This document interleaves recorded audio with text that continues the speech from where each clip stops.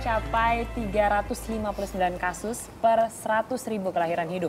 Penyebab utamanya adalah pendarahan. Dan bagaimana solusi untuk menekan angka kematian ini? Sudah ada Dr. Syalimar dari PMI dan juga ada Nirina Zubir. Dan juga satu lagi kita akan memanggil Senior Manager dari Tupperware Indonesia yaitu Nurlaila Hidayati. Silahkan Mbak. Selamat pagi semua, apa kabar? Selamat pagi. Selamat pagi. Hai, pagi. Halo.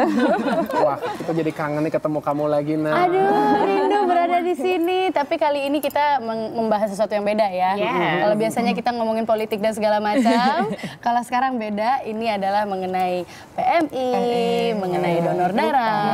Gitu ya. Nah makanya kita kan juga sudah tahu nih, tadi kita sempat membahas gitu sedikit mengenai memang pendarahan pada ibu ini menjadi angka kematian yang cukup luar biasa gitu, 35%. Nah sebenarnya dibandingkan dengan faktor-faktor lainnya nih, apa sih yang bisa dilakukan sebenarnya untuk menekan angka ini? Sebenarnya kalau dari pelayanan darah, kita mencoba untuk mendekatkan pelayanan kepada ini ya. Jadi kita bagaimana supaya seorang ibu yang melahirkan itu sudah di-prepare untuk menyiapkan darah gitu. Nah, seperti diketahui kalau untuk unit pelayanan darah yang di kota besar itu mungkin bisa ya terjangkau. Tapi kalau kita tahu Indonesia kan cukup besar ya, cukup besar dan cukup susah dalam transportasi sehingga kita harus sebaiknya kita melakukan pembangunan sentra-sentra darah, pelayanan darah di kota-kota yang ada di Indonesia gitu. Tapi kalau untuk saat ini ketersediaan darah di PMI apakah sudah memenuhi nggak sih? Ya, seperti saya katakan sebenarnya idealnya adalah kita harus mencapai 2% ya dari jumlah penduduk yang melakukan donor darah sehingga sebenarnya kita butuh 4,8 juta kantong per tahun. Sekarang baru 3,5 juta ya, jadi masih kurang. Nah, terutama itu mungkin di daerah yang jauh dari di pedalaman yang seperti ketahui kita kan punya unit donor darah untuk pelayanan itu kurang lebih 212 tapi belum mencapai semua gitu. Jadi bagaimana akses pelayanan darah itu bisa didekatkan kepada rumah sakit, kepada ini itu yang paling penting kita lakukan sebenarnya. Dan kesulitan darah ini memang juga sudah pernah dialami oleh Mbak Na. Betul. Bagaimana sih waktu itu, bisa diceritain nggak? Makanya setelah pengalaman pribadi Nirina, ini jadi sebelumnya mungkin kita cerita dulu ya pas lagi Nirina melahirkan gitu, sampai akhirnya ada di sini gitu. Jadi waktu pas lagi Nirina melahirkan itu ternyata anak Nirina itu punya ketidakcocokan golongan darah, ada namanya ya, ABO. Nirina golongan darahnya O, Ernest golongan darahnya AB. Dan mostly kalau pasangan yang kata orang tua zaman dulu katanya, makanya kamu sebelum nikah cek bibit bebet bobot, bukan maksudnya harta kekayaan dan segala macam, tapi salah satunya adalah golongan darah gitu. Nah karena Nirina dan Ernest memiliki ketidakcocokan golongan darah, ternyata kemudian yang lebih berasa adalah kepada anak Nirina yang waktu itu usianya baru 3 hari, kemudian dia crash gitu, jadi bilirubinnya naik tinggi sekali. Sampai waktu itu yang normalnya adalah 7 ya dokter ya. 7 sampai 10 ya, di bawah 10 lah. Sampai waktu itu Nirina udah mulai yang dari 12, terus ya. 16 dan itu cuman bedanya hanya menit gitu, bener-bener yang 45 menit kemudian, 50 menit kemudian gitu. Jadi bener-bener yang dari 12, 14, 16 sampai akhirnya 19,8. Wow.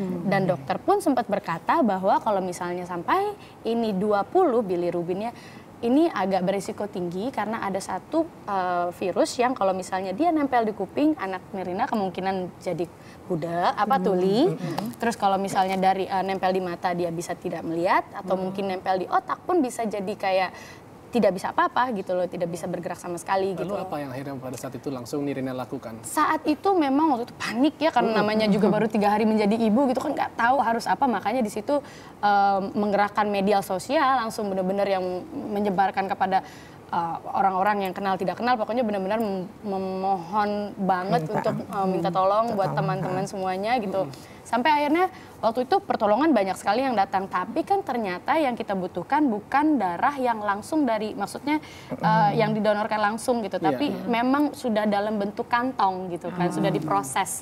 Nah prosesnya itu dari manusia diambil langsung tuh kurang lebih 12 jam ya dokter ya? 6 jam sekarang bisa. 6 jam sekarang kan, nah waktu pas lagi Nirina tuh masih 12 jam, jadi nggak mungkin kita sementara menit per menit tuh anak Nirina udah yang dari 16, 17, sekian, 18, ya. Wah udah panik gitu. Dan itu teman-teman banyak sekali. Dan akhirnya dari PMI pun akhirnya Nirina dapat itu Nirina membutuhkan 2 kantong darah. Sementara yang tersedia waktu itu 3 kantong darah di pusat, PMI pusat.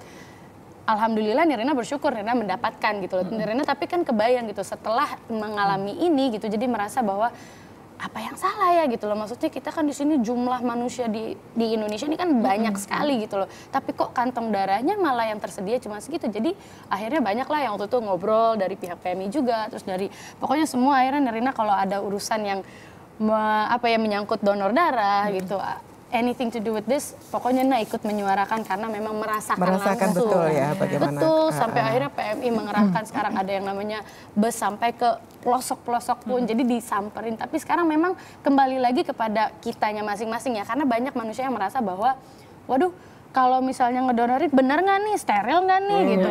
Padahal benefitnya itu banyak sekali. Salah satunya juga buat perempuan itu kan menghindarkan, maksudnya gini, kita tuh suka detox gitu kan. Nah detox yang paling efektif sebenarnya ada juga melalui donor darah gitu. Iya sih, tapi kita kalau misalnya melihat gitu situasi di masyarakat saat ini, memang jarang gitu kan yang mau mendonorkan darah. Kira-kira tuh apa sih Dok penyebabnya kalau orang-orang tuh sepertinya kok berat donor gitu darah ya. berat.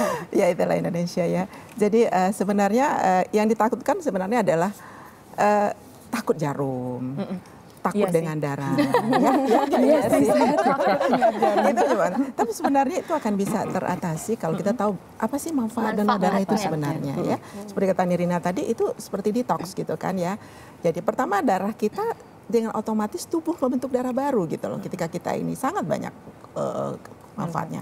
Kemudian juga bisa mengurangi beban ginjal, beban jantung gitu ya. Dan secara tidak sadar kita 3 bulan sekali melakukan pemeriksaan check up secara gratis. Kita tahu apa sih penyakit yang ada di tubuh kita gitu kan. Kalau kita tahu lebih awal, tentunya kita akan lebih awal juga untuk mendeteksi, awal juga untuk pengobatan. Jadi sebenarnya banyak sekali ya. Jadi termasuk bisa melangsingkan badan bisa juga kalau seperti gitu kan. Ya, betul. Kalau itu mah Bapak Adrian mungkin tahu ya. Bukan wanita. Itu ya, sehingga itu yang perlu barangkali kita sosialisasikan kepada masyarakat Indonesia ya, agar mau mendonorkan darah.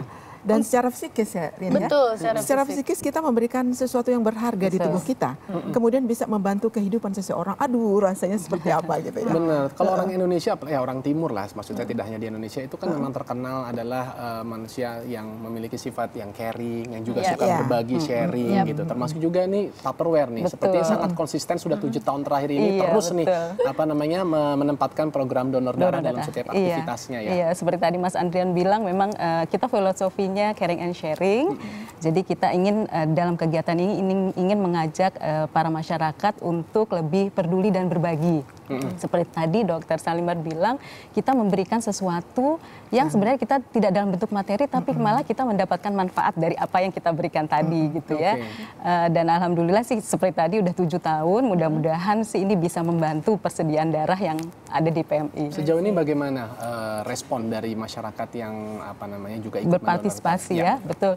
Tahun lalu aja kita ada 20.000 orang yang berpartisipasi. Seluruh Indonesia ya? Ya, seluruh Indonesia.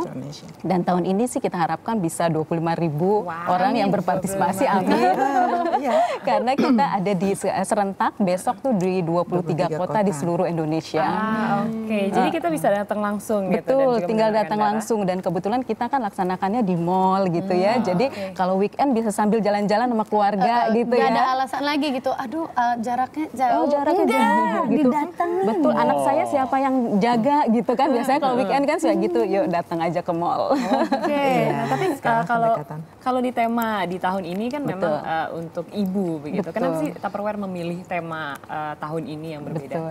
Jadi kita juga ini mendukung juga temanya dari WHO kan di Hari Donor Darah Sedunia tahun ini, Save Blood for Saving Mothers. Makanya kita menghadirkan Nirina nih yang punya pengalaman gitu ya. Karena kan kita tahu ibu-ibu yang melahirkan maupun dalam proses kehamilan itu suka mengalami yang namanya tadi pendarahan ya.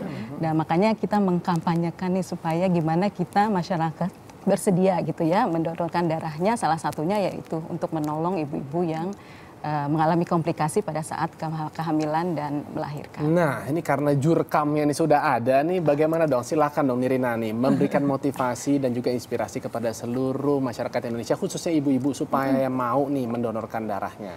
Sebenarnya bukan hanya ibu-ibu ya, tapi kepada seluruh masyarakat Indonesia. Kembali lagi kan kita seperti yang Mas Adrian bilang bahwa Indonesia itu sangat peduli satu sama lain, persaudaraannya juga tinggi, dan kita kan sering tuh memberi sedekah gitu kan. Nah, mungkin sharing bukan tidak selamanya tidak selamanya dalam bentuk materi. Jadi ada kesempatan juga buat orang yang kurang mampu tapi bisa mendonorkan darahnya. Oh, itu lebih sangat berarti buat kelangsungan hidup manusia dimanapun, kayaknya khususnya sekarang sih di Indonesia ya gitu. Tapi benar-benar kita dalam kondisi membutuhkan darah, jadi ayo sumbangkan sedikit darahnya untuk kehidupan yang lainnya lebih baik lagi. Amin.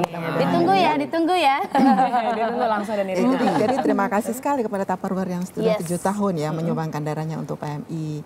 Dan kita mohon juga yang lain juga bisa seperti itu, sehingga kita bisa membantu masyarakat yang sangat membutuhkan darah. Jadi sekarang sudah ada Tupperware, dicari lagi coba perusahaan yang lain. Kalau dari Bu Esi, ada target nggak gitu Bu? Apa yang mau dicapai dari besok nih kan sudah mulai? Gitu. Iya, tentunya kami ingin memasyarakatkan ya masyarakat supaya lebih peduli dan mendonorkan darahnya tadi untuk ya membantu pemenuhan kebutuhan darah yang ada di Indonesia. Itu aja. Kemudian juga supaya juga mendukung juga kampanyenya dari PMI bahwa donor darah itu bisa menjadi satu gaya hidup. Ya kita dukung terus deh kegiatan PMI ya. Yuk kita dukung Ya. Nanti Jangan lupa ya hadir. Saya baru 1,5 bulan lalu. Hari ini di mana? Di Plaza Semanggi. Itu kalau yang di Jakarta ya. Iya, anak mall. Sama sekalian mungkin kalau kita ingin mengetahui mungkin kalau serangkaian kota-kota lainnya di mana informasinya? Kalau informasinya bisa dicek di website kita di tupperware.co.id atau melalui Facebooknya Tupperware Indonesia, Tupperware ID, atau Twitternya juga di Tupperware ID. Sukses untuk kegiatan hari ini, semoga bisa mencapai targetnya tadi 25.000 pendonor ya. Amin. Amin. Kalau bisa lebih, amin. Dan tema yang diambil sama Tupperware sangat tepat sekali ya. Save blood, save mothers. Save blood, save mothers. Oke. Baik, terima kasih juga Nirina, terima kasih juga Dr. Sena. Terima kasih. Dan saat lagi rekan kami Masyita Baziat akan hadir dalam segmen ekonomi dan bisnis. Jadi jangan kemana-mana, tetaplah di Indonesia Morning Show.